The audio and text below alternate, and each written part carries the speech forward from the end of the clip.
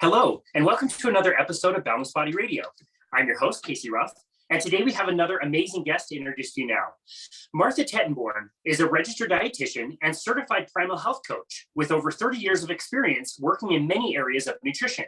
Her private health coach practice, the Cancer Doula, promotes a low carbohydrate, whole foods-based approach to disease prevention and cancer symptom management. When diagnosed with stage 1 ovarian cancer, Martha began exploring the research of the disease and discovered the science of cancer metabolism. This led her to develop and use the protocol of a ketogenic diet with targeted therapeutic fasting to significantly impact her response to chemotherapy.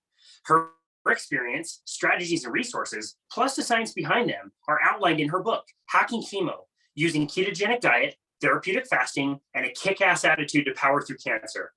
Martha also instructs courses teaching the ketogenic approach to cancer treatment for the Nutrition Network and Udemy. She lives in the beautiful Bruce Peninsula in central Ontario, Canada, with her husband, Mike, a noisy cockatiel named Ziggy, and a flock of backyard chickens. Learn more at marthatettenborn.com. Martha, what an absolute honor it is to welcome you to Boundless Body Radio. Well, thank you very much, Casey. It's wonderful to talk to you. I don't understand why I got through most of the introduction and really stumbled on Bruce Peninsula. I don't know why that's so hard to pronounce. Peninsula. It's that big piece of land that sticks up between Lake Huron and Georgian Bay. Oh, wow. That sounds very beautiful and very cold. Yes, it's very beautiful on the Niagara Escarpment and stuck between two very large bodies of water, and it in the winter can be very cold. We get what's called lake effect snow, which means that a lot of snow forms over Lake Huron and dumps on Bruce Peninsula. So yeah, we're just outside of Salt Lake City, so we're no strangers to lake effect snow. We get it all the time here as well, but I think it's a lot more cold and a lot more severe where you are. My wife spent a little bit of time in Minnesota and went to school at UND, and she describes the wind coming off those lakes as just being absolutely frigid cold. Yeah, it can be, but you know, wow. It's still a beautiful place, and the lake actually makes it less dramatic in terms of the temperatures than it is inland. So gotcha. You can actually have much wider temperature swings and much colder because of the lake is very temperate sort of effect. Gotcha. So, wow. Well, it does sound very beautiful. It must be a lovely place to call home. It's great. Cottage country. I absolutely love it. We'll be visiting for sure in the summer. Well, we have had the amazing opportunity to tackle this subject before on our show. We have hosted Dr. Thomas Seyfried, who's amazing. Wow. We have hosted Sam Apple, who wrote the book Ravenous, all about Dr. Otto Warburg, which is incredible. You know, Thomas Christofferson, so many different people who recognize cancer as a metabolic disease. And one of my favorite questions to ask them is to say, like, okay, you've studied the science, you know this stuff forward and backward, you've identified cancer as a metabolic disease according to your theories, but let's just pretend for a second that you get the diagnosis of cancer, and now there's a white coat in front of you, and now what do you actually do? And it's fun to kind of go through that thought experiment of somebody who's like, you know, this is what I believe, but how would you act differently if it were you? And that's a tough question to ask and answer, and you know, had to actually go through that process and actually had to gamble with your life on what you believe. What was that like? Yeah, I totally did. I had already been well into the low carb realm for a number of years. So I was a bit of a renegade and outside of the traditional knowledge base of registered dietitians already. I had a private practice doing my own, you know, healthy, awesome aging sort of stuff. Chronic disease prevention and stuff. So when I got this diagnosis, I wasn't about to just sit down and assume that the stuff that we knew in terms of nutrition was right, because the rest of it, what we knew about nutrition isn't right. And as a dietitian, really, we were never trained to deal with cancer from a nutritional perspective. All we were really ever trained to do was to help people not lose weight, because cancer treatment, the cancer process, but also cancer treatment is so harsh that, you know, weight loss and cancer cachexia in particular are like the absolute worst thing that could happen, considered, right? And particularly cancer cachexia, which everybody just seemed to think was a problem of not enough calories, and it's not. It's a different scientific or, metabolic process. But anyways, our training was just basically in helping cancer patients to not lose weight despite what was being done to them. And so we were taught what was called like a high energy, high protein diet, which was just basically increasing nutrient density in whatever way you could. There was no, things you should avoid. There was basically, how many calories can you get into a small quantity of food, because early satiety is a problem or nausea is a problem. So, we were using honey and sugar and extra fats and so on. The example you use is you have one piece of toast, it's about 80 calories. But if you put butter and peanut butter and honey on the toast, you're up to about 250 calories, and it's still only one piece of toast. So if you can get someone to, choke that down, then they get those calories. That's the theory. Well, that wasn't good enough for me. So I went digging into Dr. Google, and sure enough, there's this whole field of cancer metabolism that I had never heard of. And I mean, I've been in the business for 30 years, like 30 plus. And I was just gobsmacked that this stuff existed. When I was trained, it didn't exist. I mean, it's been around for 100 years, as you know, from talking to Sam Apple, but it had just gotten completely lost. And so when I started looking in 2018, it was not as common a piece of knowledge as it is now. Even just that, 4 years ago was hugely different. And I found the work of Thomas Seyfried and Walter Longo and Miriam Kalamian, Adrian Shank. There's a bunch of them that were doing research on using metabolic interventions to address cancer and cancer treatments. And I just went down this rabbit hole. So I developed, a plan because I was being highly encouraged to take chemotherapy for, prevention of recurrence, basically. And I was terrified of the chemo. So I went looking for, what I could do for myself. And I developed this plan. And at first I didn't tell the doctor what I was doing. I just didn't tell him. Once I had the first chemo treatment under my belt, and it had been rather amazingly successful to do the fasting, which I'm sure we'll talk about, I did try and tell him. And he really wasn't that interested, because in a clinic visit, he only visits with you for a couple of minutes, make sure you're still okay enough to have the next chemo treatment. So basically, he wasn't interested in having an in-depth discussion, despite the fact I took him a whole sheaf of abstracts and things that I had printed off for him. And his theory was just kind of, different things work for different people. You go ahead if it's working for you. So it wasn't until the end of my treatments, when I had my last sort of sit down, 40-minute conference with him, that I was able to really talk about what I did. Until then, I was just on my own, and I just kept it quiet that wow. I wasn't actually eating anything for 2 days before chemo. Wow. Well, I just think it's such a different thing to ask somebody what they would hypothetically do. And I know what I would answer, what I would hypothetically do. But if I've got a white coat sitting in front of me saying they want to do a needle biopsy and they want to do surgery the next day, and then they want to start, radiating and chemotherapy, that's tough. That's a really tough place to be. And so I really respect you having actually gone through that. It's funny, you mentioned past cancer treatments. You and I were both talking offline about how both of our mothers passed away from breast cancer. And I remember when my mom was very sick, her religion, the predominant religion around here in Utah is the Church of Jesus Christ of Latter-day Saints, Mormons. They don't drink coffee, but Starbucks had just opened up in the neighborhood, and they were selling this, it was this apple caramel something or other that must have had a bazillion calories of straight up sugar. I mean, sugar. It was just syrup and sugar. Yeah, I would take those to the hospital for, with the understanding that, this might, help you gain weight, but it's also like comforting food. And I just think like, what a disaster, like what a mistake that was to do that. But that's the best we knew how to do at the time. Oh, absolutely. It's all anybody knew how to do, was to, like you say, that's a easy liquid way to get in a bunch of calories. And that's what we thought was the right way to approach things. Because nobody really understood the difference in how cancer metabolizes its energy.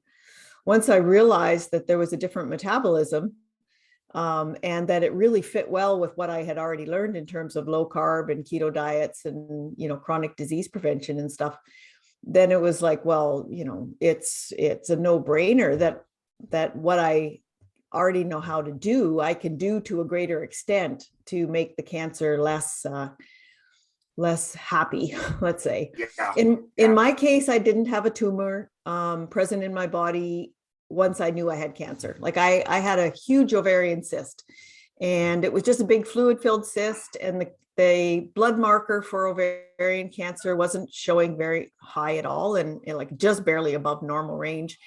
And it was they say it's not a terribly accurate test anyways, so nobody thought it was cancer. So I had the cyst ruptured in my abdomen and then deflated and sucked out, which was my choice. And I live in a small city, so the local gynecologist could do that as an outpatient, a day surgery sort of operation. So that was my choice. And it was 6 days later when they called back and said, come back and see the surgeon. She wants to see you tomorrow. Bring your husband. Like, oh crap. Yeah, I knew what that meant. So by the time I was talking to oncologists, there was no tumor. There was no cancer left in my body, but we didn't know about what had happened with this rupture. And that's why I ended up having chemotherapy. Gotcha. Well, I think it's really important to point out that the way that you discovered that you even had anything going on, for all of my clients who are listening to this right now, this is the reason why I make you do planks. Absolutely awful. And now this is one more reason that I'm going to make you do even more planks. And can you describe what that was like? You were actually doing a plank when you discovered that there was an issue. I was. So I've been sort of a lifelong non-exerciser who discovered at about the age 40 that I really love to run. Long, slow. I walked a couple of full marathons and I did a lot of half marathons, but resistance training, blag. Yeah, I like stuff I like running. That's the only thing that really appeals to me. But I'd spent a weekend with my best friends from high school, and one of them was training to do something extremely physically strenuous, and she had really inspired me. So I went home and I was determined that I was going to start, doing some body weight exercises, some push-ups and some planks and stuff. And after about a month and a half or 2 months, she sent me a text message one day and said, "So what are you up to on your plank?" And I kind of went, "Ooh, I haven't done one of those in a while." Yeah, I'd kind of fallen off the wagon again. So I immediately got off the couch and I laid down on my living room floor to do a plank. And the moment I laid on my belly, there was something there. It was just this, it felt like I was laying on an egg. And I just kind of went, oh crap, this isn't good. And I sat up, grabbed my phone, called my doctor. I'm not one that's going to ignore the fact that it's there, but I have a life that just doesn't have me laying on my belly. I don't have babies. I don't have puppies. I have no reason to lay down on my belly. So it just hadn't happened before that. So I live in Canada where we have, socialized medicine, which sometimes means you don't actually get into everything the very next day, but you do get looked after. And so about 5 days later, I went in, and by then I had been into Dr. Google again, and I had sort of determined that I probably had a fibroid on my uterus.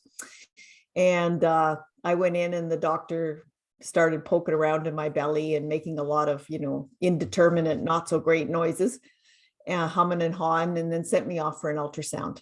And so that's when I discovered that the cyst, one of my ovaries had turned into a great big cyst, and it was already 15 centimeters across. So that's almost 6 inches at that point.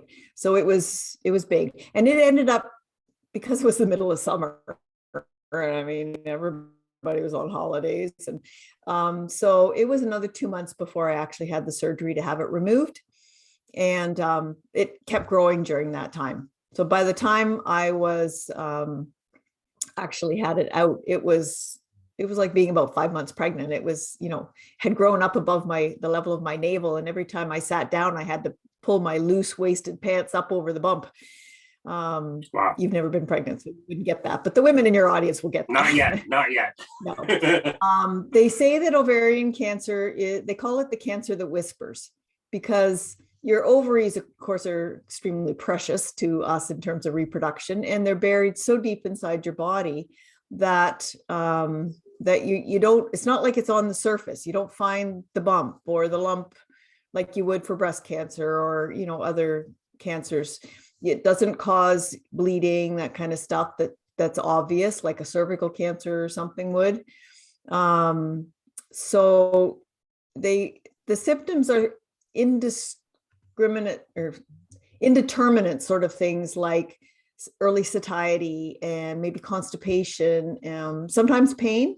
I never had any pain, but just a feeling that something's not quite right inside. So if your female listeners who still have all their parts are listening to this, be aware. It's the cancer that whispers. And because of that, about 75% of women are caught at late stage. By the time they get diagnosed, it's stage 3 or stage 4. And so it's considered a very deadly cancer.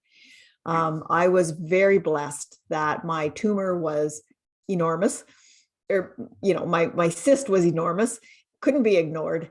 And so I was able to be diagnosed when it was still at stage 1.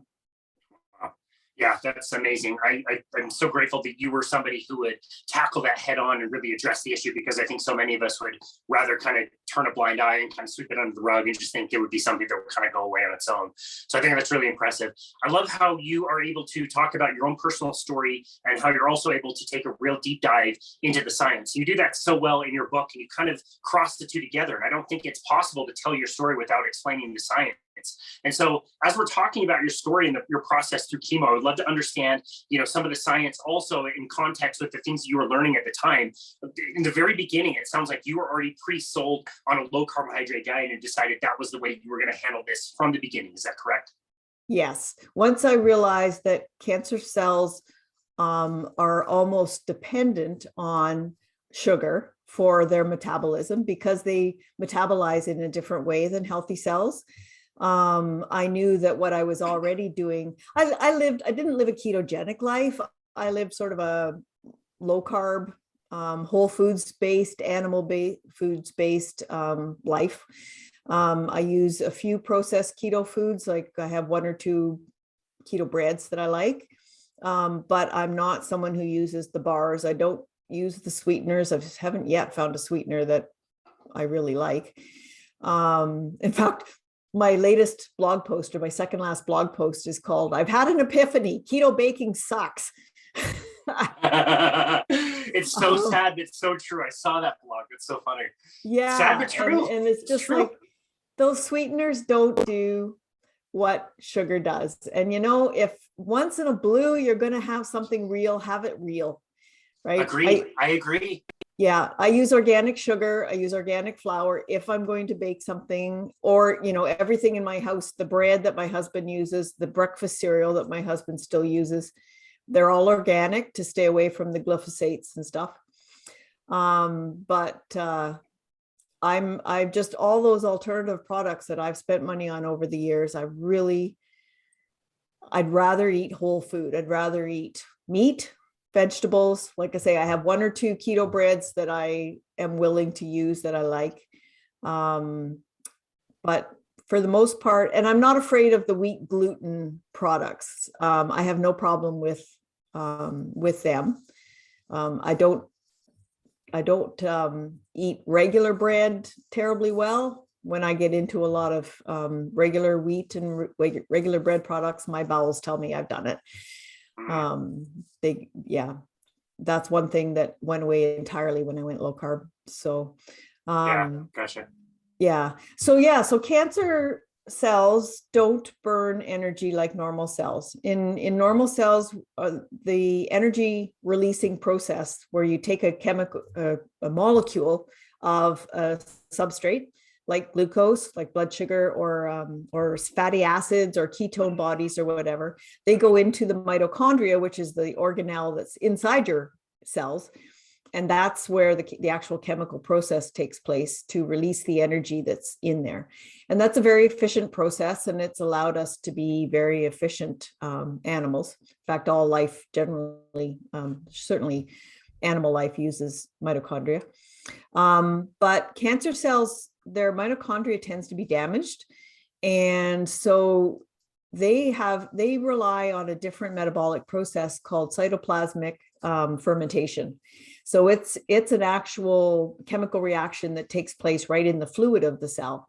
It's extremely fast. It's the chemical reaction that we use to make energy if we have an adrenaline rush.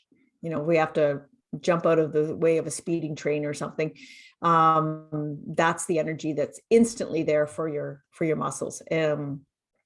So the cells are using that process instead. It's not as efficient. It can only really use, it can only use glucose, has some ability to use glutamine, which is a very common amino acid, but for the most part, it's glucose-based. And it's not as efficient, but extremely fast. And it's what the cancer cell uses. So the cancer cells are looking for glucose all the time. They can't use fatty acids. They don't use ketone bodies well, most types of cancer. So if you can follow a lifestyle that reduces the amount of glucose in your blood, which also reduces the amount of insulin and other growth factors that allow your body to use the glucose, keep those things low, then the cancer cells can't get what they want. And cancer cells have no ability to shut off what they want. They have no ability to downregulate their metabolism in response to fuel supply like healthy cells do.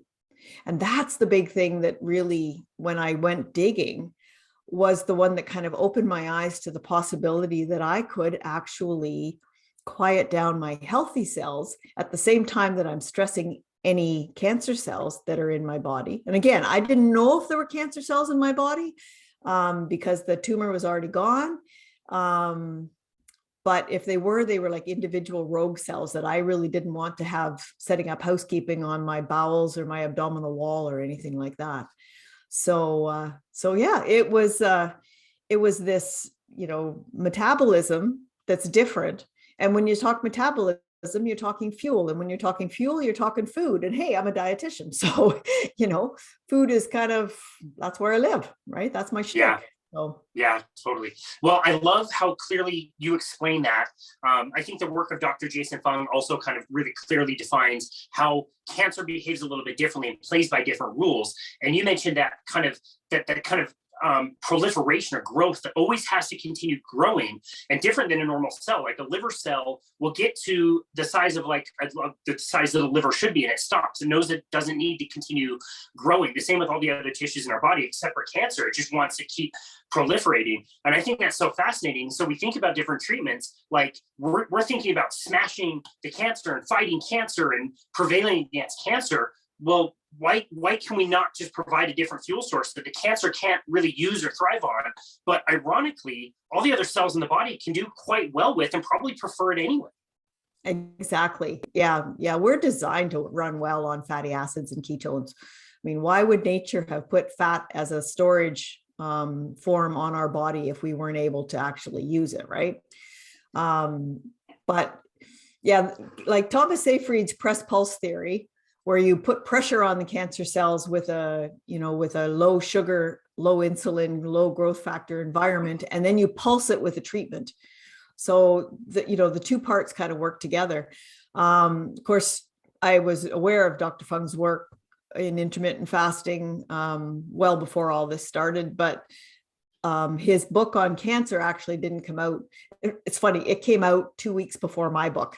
It was rather copacetic that, cancer and keto and fasting was all in the news, more or less. He was just waiting for your book to come out so he could make his final revisions and make sure. He's from Canada too. He's up in your neighborhood. But it was rather over your shoulder. Yeah, I knew the year before I'd been to a conference and talked to his partner Megan, and because Jason's from Toronto, it's only 3 hours away. So I knew that his next book was going to be about cancer.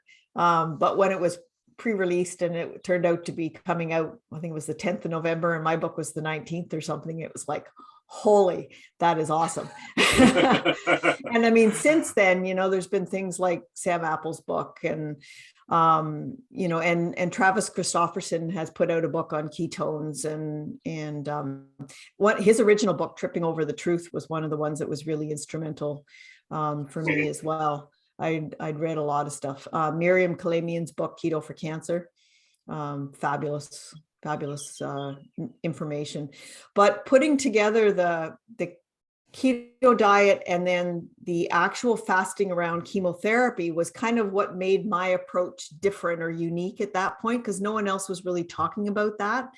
So the fasting aspect, what I call the chemo fasting protocol, was built on the work of Dr. Walter Longo, who did a lot of work around fasting and chemotherapy. And I mean, he's more of a longevity researcher, but he did a lot of this work about 10 years ago. And he proved a couple of things. First of all, he proved that fasting was not going to be detrimental to the effectiveness of chemo. If anything, it made it more effective. And that feeds right back into Thomas Seyfried's press pulse theory, right? So that was good. But what really kind of rocked my world was that when you fast, you actually impact on the metabolism of your healthy cells, the non-cancer cells. And that's what was so powerful about this, because healthy cells have the ability to downregulate when the fuel supply dries up, right? So, I mean, through most of human evolution, we have not eaten 5 meals a day like we do now. We haven't even eaten 3 meals a day. If you got one every 2 days, you were doing well, and in the meantime, you like scrabbled around and ate roots or something. But so our cells are very good at quieting themselves down and waiting till the fuel supply reappears, right? Digestion starts up again. And what I discovered is that chemotherapy is basically a poison that's designed to kill cancer cells before it kills you, right? And to do that, it's a pretty blunt weapon, but a lot of them are targeted at some aspect of the growth function of cells. So they work in different ways, but basically they're looking for the metabolic markers of rapid growth. Okay. So if you have cells in your own body that are reproducing actively or growing, then they are also going to get hit by the chemotherapy. So that's things in an adult, we're not growing actively most of the time, but things like our hair follicles are always growing. The bone marrow is producing blood components. So it's always creating red blood cells, white blood cells, platelets, your immune system, that kind of thing. The lining of your GI tract is always refreshing and regenerating itself. So those are areas of fairly rapid growth, even in a non-growing adult, right? And that's why chemotherapy side effects means you lose your hair, you have mouth sores, you have GI problems, your immune system is suppressed, your blood values are suppressed. Those are the side effects.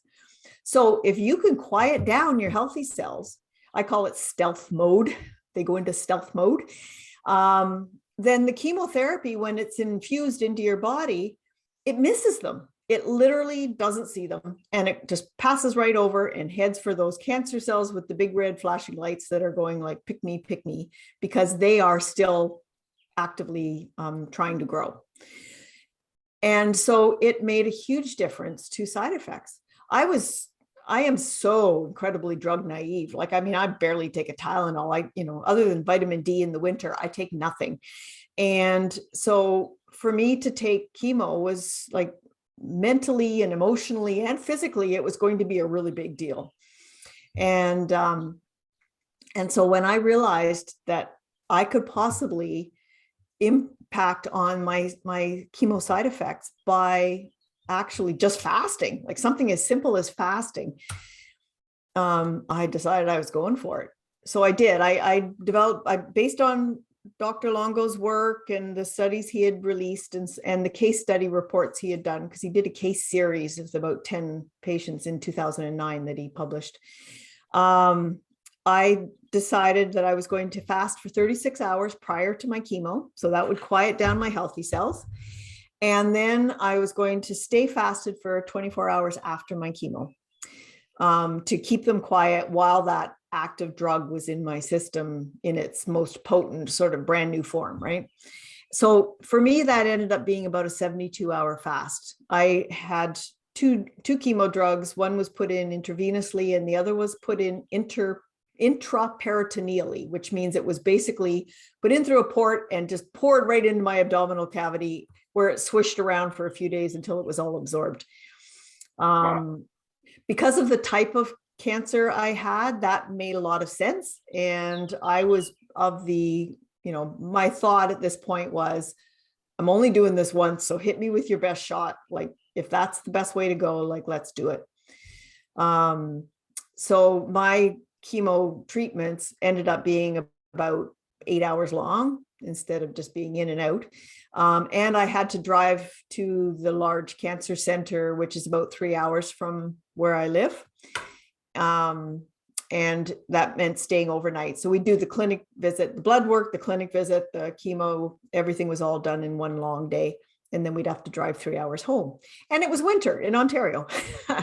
So every 3 weeks we'd have this adventure driving down to the cancer center.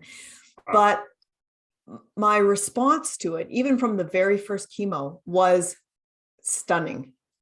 It's the only way I can describe it.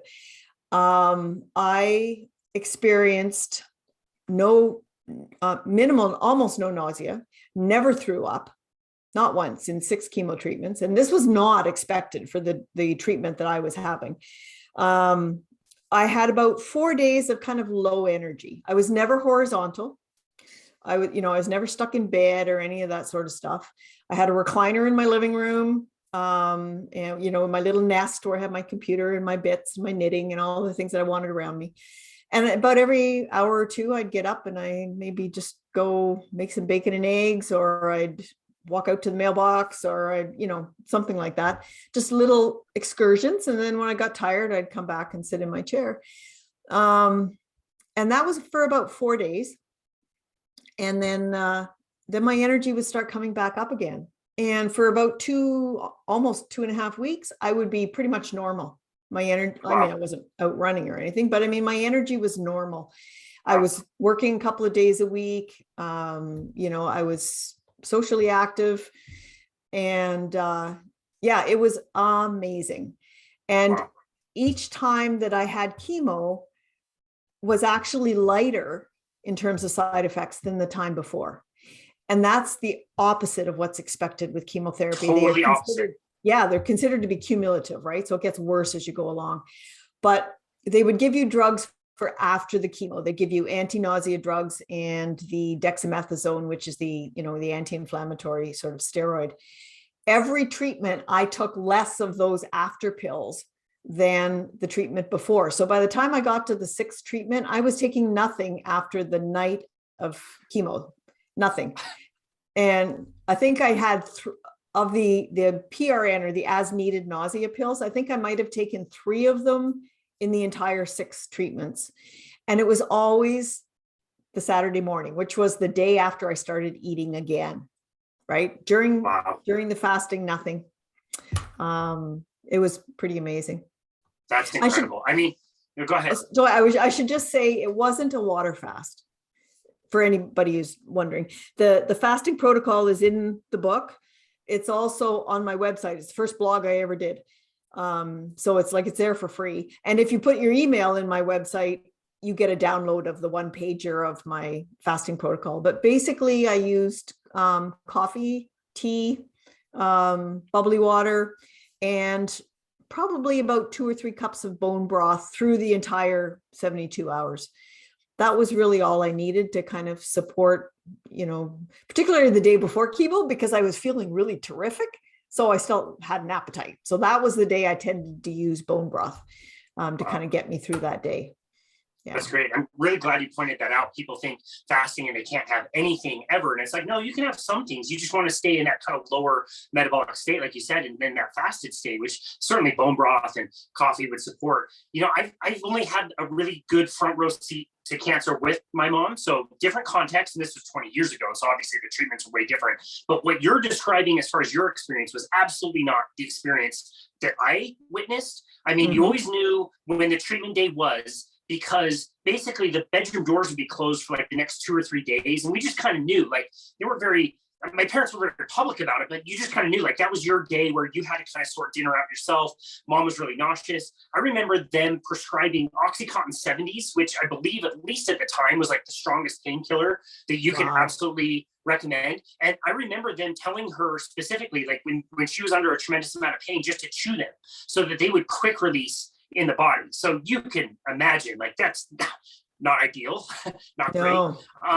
And I remember the bouts of nausea and all those things that came along with it. So that's really interesting.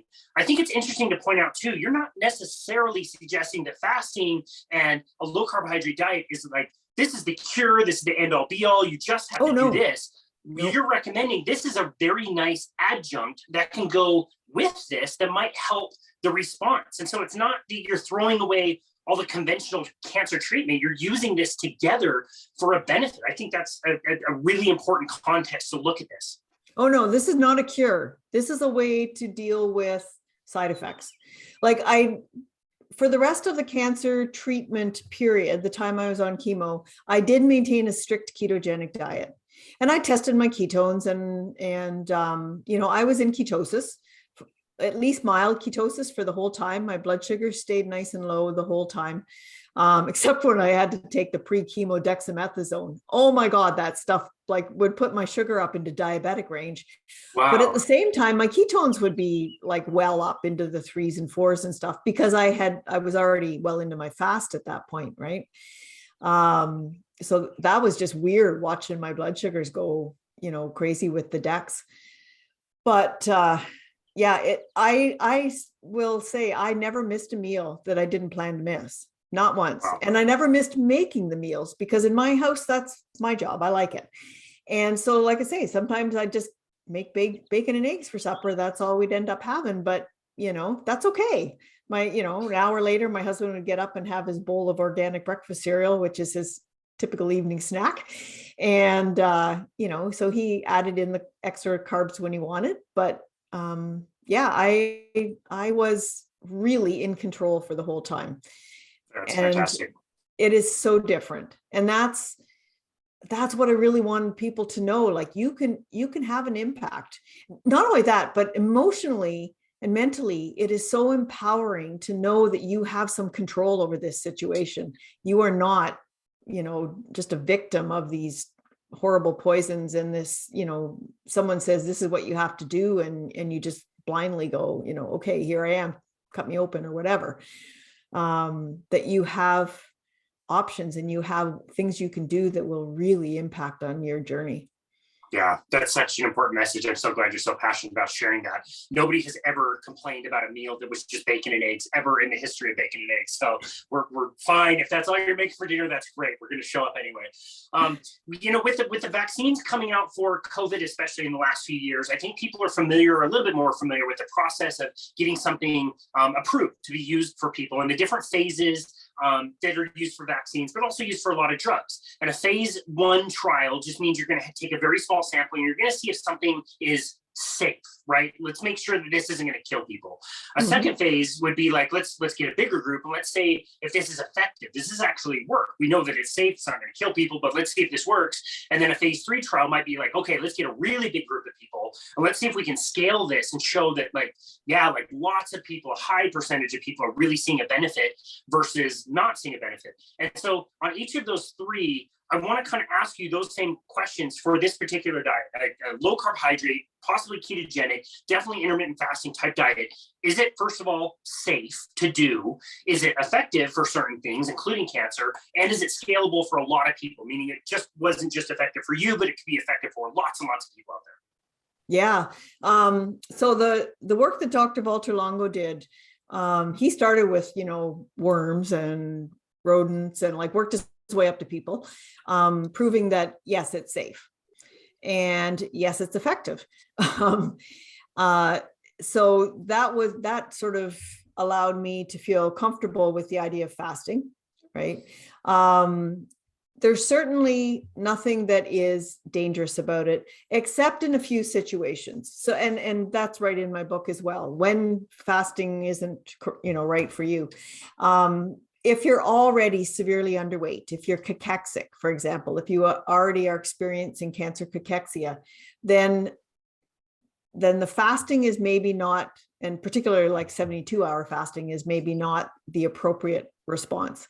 But it doesn't mean that you can't even do 18 hours just before your chemo or something. Like there's ways to modify that. And certainly the concept of cleaning up your diet to whole foods, animal-based, lower carbohydrate, lots of healthy fats, getting the industrial seed oils out, getting the sugar out, that kind of stuff, that'll all benefit you to some degree, right? Secondly, if somebody already has a disordered relationship with eating, if they are, someone who's had an eating disorder, or food addictions or things like that, then those things need to be taken into account.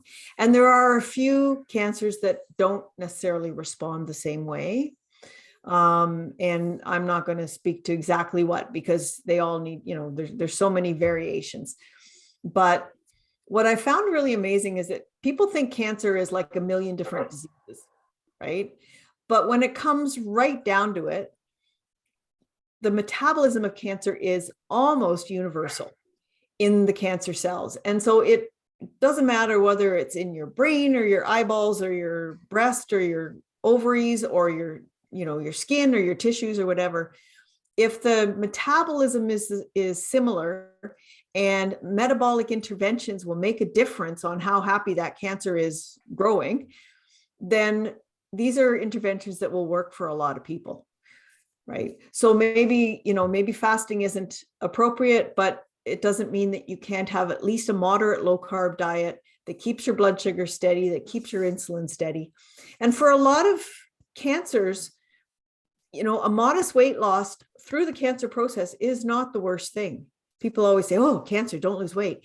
But particularly for breast cancers, like for some of the gynecological cancers, or colon cancer, some of the cancers where obesity is actually like a risk factor, then losing a modest amount of weight by using a low carbohydrate approach is not necessarily a bad thing. Again, to be supervised, and this is not personalized medical advice for anybody, because there is no doctor-patient relationship here or dietitian-patient relationship. But if you're already overweight, getting towards a healthier weight, a more, normal weight, is not necessarily a bad thing, even in the middle of cancer treatment. Yeah. I mean, nobody should be dropping 10 pounds. I can tell you that when I was fasting, I would lose between 5 and 8 pounds in that 72 hours, but it was fluid mostly. And then over the course of the next couple of weeks, while I'm feeling really good, most of that would come back, usually all but maybe 1 pound. And then I'd start fasting again, and another 5 or 6 would drop off, and then it would come back. But like I say, that's just fasting. I mean, you dehydrate and so anybody who's gone through COVID or gone through a stomach flu or something will know that you drop, 5 pounds almost overnight. I just had COVID a couple of weeks ago, and I dropped like 5 pounds in about 3 days. And, but then it came back, right? Yeah. It works its way back as your body comes back, re-normalizes. So, yeah. Yeah. Yeah, no, that's very well explained. I really appreciate that explanation. In your book, you talk about how you have your keto rules and things people should be thinking about. And you also have an entire chapter that talks about quality matters, but only kind of. Can you kind of explain what you meant by that? Yeah. One of the things dietitians do really well is we're good at meeting people where they are. There are lots of people who are very much into the, I call it the la-ti-da factor, with diet, where everything has to be free range, grass-fed, organic, local, whatever, right? And that's fine if you are financially able to do that, but so many people aren't. They either can't do it financially, they can't do it in terms of the logistics of where they live, or they're just, it makes it inaccessible. It makes it elitist. And eating well doesn't have to be elitist. You can find everything you need at a Walmart or, I don't know what your regular big box grocery stores, your Costco, that kind of stuff. And just by getting some of the crap out, it gives you more money for the good stuff, right? And if you can't afford organic, like, don't worry about it. If you're buying ground beef and you're buying regular bacon, like, that's still better than Oreos and pizza pockets and sugar, liquid sugar drinks. Like, I tend to say to people, like, if there's nothing else you can do, get off the pop. Sorry, soda, US soda. Get off the soft drinks. Just get them all out of your life. Everything that is liquid and sugar, get it out of your life. As much as you possibly can. Soda water, regular tea, coffee, whatever. Get that liquid crap out of your life. Learn to drink water. Get the industrial seed oils out of your life, and get the super high processed foods. Anything where monocrop, particularly genetically modified monocrops that are full of glyphosate and all that sort of stuff, has been deconstructed down to its basic ingredients, like high fructose corn syrup or, soya proteins or, corn starch, whatever. Like, they've taken a food, they've broken it down into its chemical bits, and then they've rebuilt something that kind of looks like food, but isn't. Yeah, and terrible. Yeah. So get those things out of your life as much as you can. Okay. Now, having said that, I am still a fan of the occasional small bowl of potato chips because I love potato chips.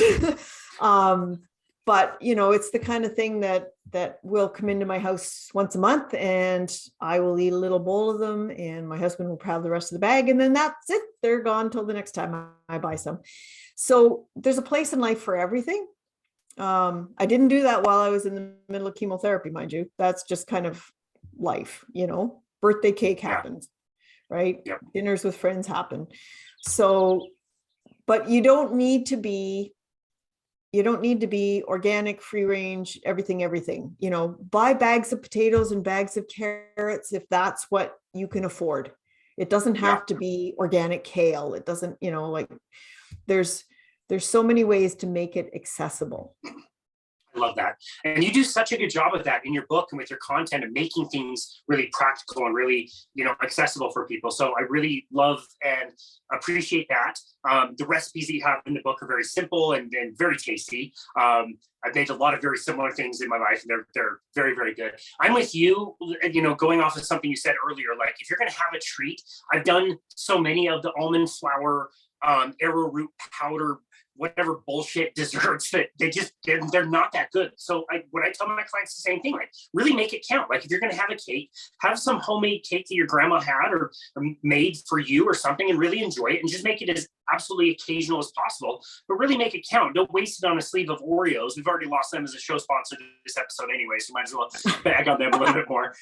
Don't do that every single day for something that tastes awful. Like make it count, like make it really good. And you do such a great job in the book of making that really accessible and practical. Another thing that I really love is your approach talking about attitude.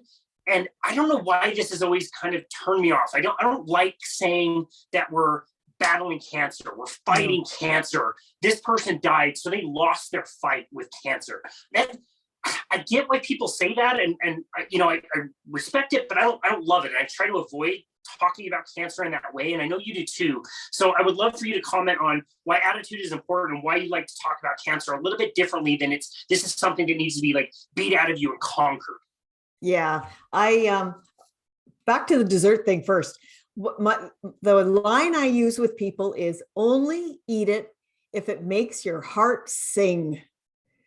I'm stealing that. I love it. Yeah, like for me, lemon bars. Oh my God. Like for many years, every time I went to a funeral or a church lunch, lemon bars, right? You have a recipe for lemon fat bombs in your I book? do. Yes, I do. Oh, I'm making Because those. I mean, I just love them. And so if I make a real dessert, it's lemon bars. I don't care for anything chocolate. It does not make my heart sing. Someone else, it will. But so that's what I tell people. Like if it's a treat that really speaks to your heart, fine. Just as you say, make it occasional. Don't waste it on something that isn't going to do that. Love that. So attitude. When I started looking at this, there was a couple of different approaches. There was the warrior sort of approach, and there was the victim approach. And the victim approach is, oh my God, I'm helpless. This is happening to me, right? I have no control over it. Like, tell me what to do. And I refuse to be a victim. As I've told you, I, went down the rabbit hole, did the research. But then there's this whole warrior approach too, which is like doing battle with cancer. And being battle ready is an incredibly stressful place to be emotionally and physically and, mentally. And I didn't want to be in a battle either. So what I discovered and what really helped me to determine what my approach was going to be was that cancer isn't a foreign invader. People think it's an invader, something that's, come in and it's growing inside you and it's going to kill you. But cancer is yourself. Cancer is your own cells. They are misguided. They've gone down the wrong path. They're not behaving, but they are still you, right? They haven't come from outside. So I don't want them there. I mean, I don't want that illness. I don't want to die from them, so on. But I also don't feel like I have to hate them. And that was really life-changing for me. I decided I was going to approach the whole process from the direction of love, from self-love, loving my body, I'm grateful for the strength that got me to 58 years in perfect health. And I was just going to keep loving this body. And so I would literally go to bed every night and I would just put my hands on my lower abdomen, and just like direct love at that area of myself. Right.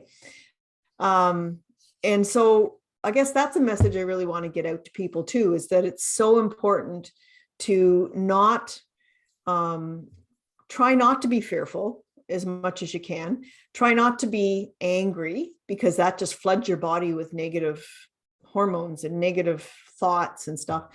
And really try and approach life from the aspect of gratitude and of loving yourself, because that's really all that's going to, it's going to be the most powerful in terms of self-healing. I kind of call it the Marie Kondo approach to cancer, right? Where, Marie Kondo is that cleaning up guru, the little Japanese lady. Yeah. And she says, if there's something in your life that is not sparking joy, is not giving you joy, thank it for its role in your life and let it go. And I mean, she's talking about things, but I look at the cancer that way too. It's like cancer came into my life. It has completely sidelined or derailed where I thought I was going, sent me off into this writing a book and becoming passionate about a whole different area of nutrition than I thought I ever would. It has been a real gift. So I thank it for that, but I don't need it in my body. Thank you. You can go. Yeah. Yeah. I'm so glad you brought that up. The Marie Kondo style. I was just thinking, like, you're Canadian, you'll appreciate this. Like, I had a closet full of hockey jerseys. I can only play hockey one time at a time, but I had like 15 jerseys, and to go through and say like, I really love this jersey, but it's not serving me anymore. Let me donate it to some kid who like can really use it and appreciate it. So I only now have 2 jerseys, and that's totally fine. But we can do that with things, and we can do that with ourselves. And I just really love and appreciate that approach. And I think it's so important to come at this with love and gratitude. And you know, I think back to my mom suffering through her big mantra through the whole thing was like, let me find one good thing a day to at least be grateful for. On my worst day, when I feel absolutely terrible, nothing's good going on, let me see if there's a flower growing, or let me see if it just snowed and it's beautiful outside, or just to find that one thing to really wake up for and be alive for. I think it's so important when you're going through something like that. You mentioned like it completely derails your entire life.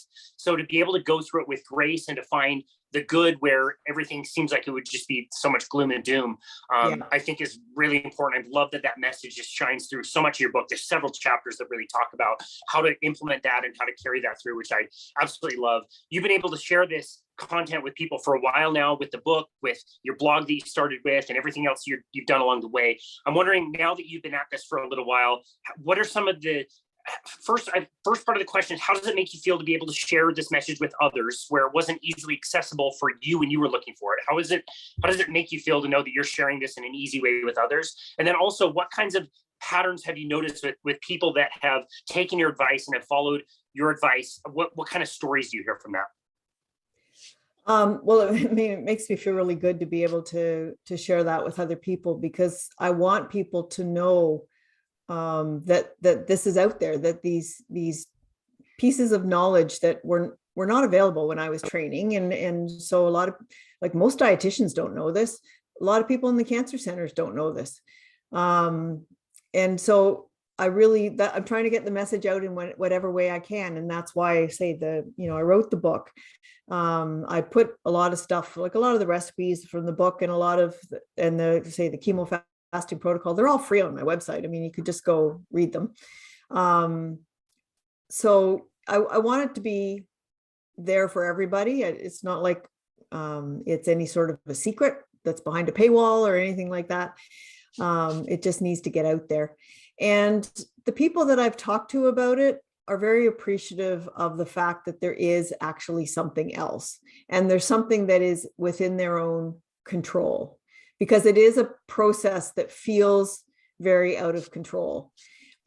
People can feel like their bodies have betrayed them, and they can feel angry and certainly fear. I mean, there's always fear.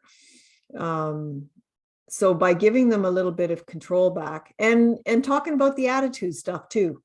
That's why I had to find a way to put that in the title of my book, without talking about being a warrior, without talking about a battle or being a victim or whatever. And that's where the Kickass Attitude part came. Like, how do you describe that empowerment without it sounding like you're trying to beat something, right? So Kickass for me means being in control and feeling good about what I'm doing. I love that. Yeah, that's so great. I'm so glad you carried that through in your message. I absolutely love that.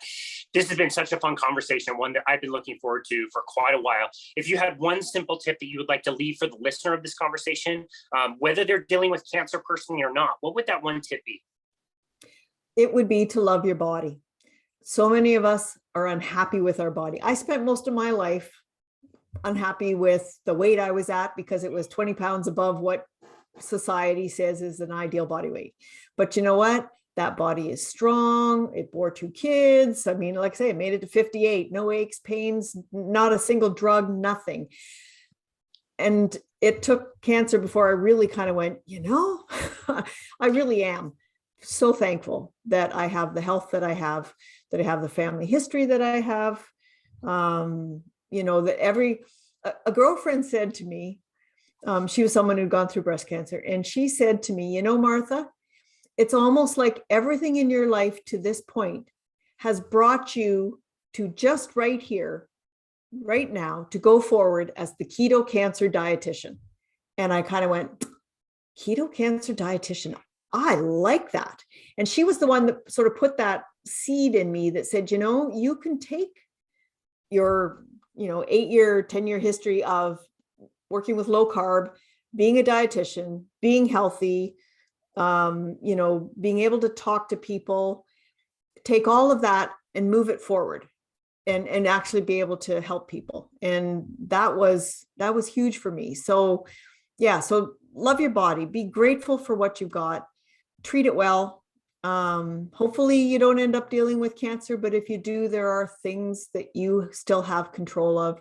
And remember that cancer is not a foreign invader, it's yourself. And so you can love it, but you can let it go. Yeah, I absolutely love that. What a beautiful message. I remember seeing a meme just a few weeks ago that said, I wish I hadn't spent my skinny days calling myself fat. Isn't that we can the all truth? relate to. So true. So true. Yeah. Totally Yeah, true. for sure. Especially women of my generation. Yeah. Right. No, it's so easy to look at ourselves and forget all the amazing, wonderful things that we can do at any level of health. There's something you can do that's really quite amazing. And we just forget it because we identify all the things that we think are wrong with us all the time. We just uber focus on those things without focusing on the entire plethora of all these amazing things that we can do as humans, which, is really amazing. If you don't mind, could you tell our audience where they can find you and connect with you and your work? Sure. So the easiest thing is just to go to my website, which is just my name, marthatettenborn.com. The landing page is the blog. So the latest, blog will be there at the top of the page. There's links there to finding the book because it's on Amazon and it's wide distribution, Barnes and Noble and so on, Apple Books, everything like that. So there's that information. There's information on working with me if somebody wanted to do the more one-on-one stuff through the Cancer Doula.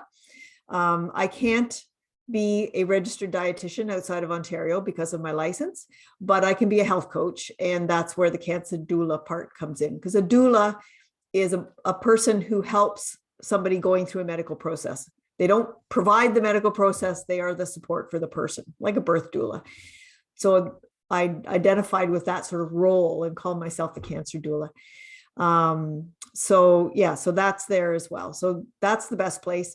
There's also a Hacking Chemo page on Facebook. And so if anyone wanted to follow that page as well, I post stuff there.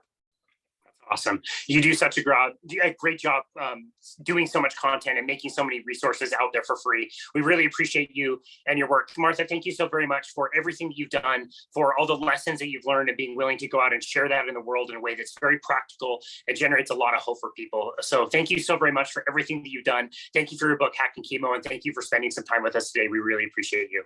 I've loved it. Thank you so much, Casey. It was such an honor. And this has been another episode of Boundless Body Radio.